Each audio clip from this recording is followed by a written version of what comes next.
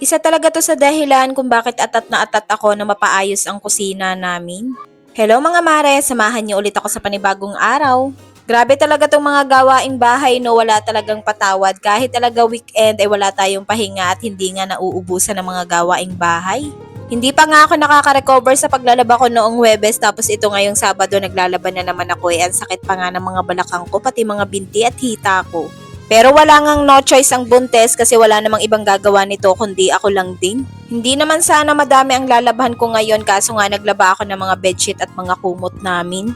Pero syempre at meron nga din akong batang maliit at isa nga din yun sa nagpapadami ng labahin ko. Paano ba naman mayat maya talaga bihis yung bata akong maliit?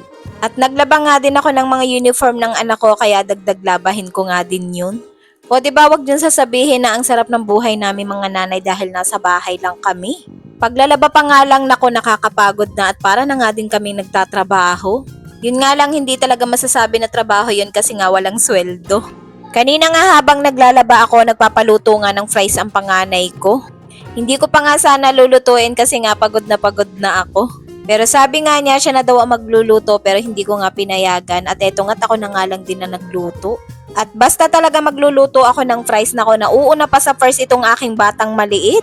Hindi ko naman sila palaging pinapakain yan dahil alam naman natin na hindi nga yan healthy.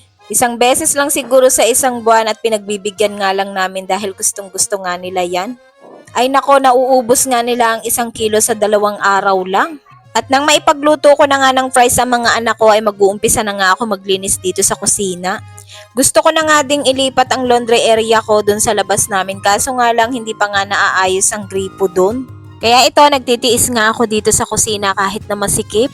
Nilinisan ko nga muna ang lababo at hinugasan nga ang kaunting hugasin. Hinugasan ko na nga din ang lagay ng sponge dahil medyo madumi na nga din. Pagkatapos ko ang linisan ng lababo, ito namang ilalim ng lababo ang lilinisan ko. At isa talaga to sa dahilan kung bakit atat na atat akong mapaayos ang kusina namin. Paano ba naman may lumalabas nga na parang kalawang or putik, hindi ko nga alam kung saan yan nanggagaling. Napakalaki talaga ng issue namin at problema dito sa kusina dahil kapag umuulan tumutulo nga dito tapos ito pang lababo yung problema namin. Bukod sa nagbabara ay may lumalabas pa nga na parang putik or kalawang. At ako talaga ang nahihirapan dyan dahil palagi nga ako naglilinis niyan. Ang pangit din namang tingnan kung hindi lilinisan. Kaya ayan, wala na namang no choice ang buntes kahit nahihirapan na nga sa ganyang pwesto. Ang laki na kasi talaga ng tiyan ko at ang hirap nga minsan kumilos lalo na nga kapag naiipit ang tiyan ko.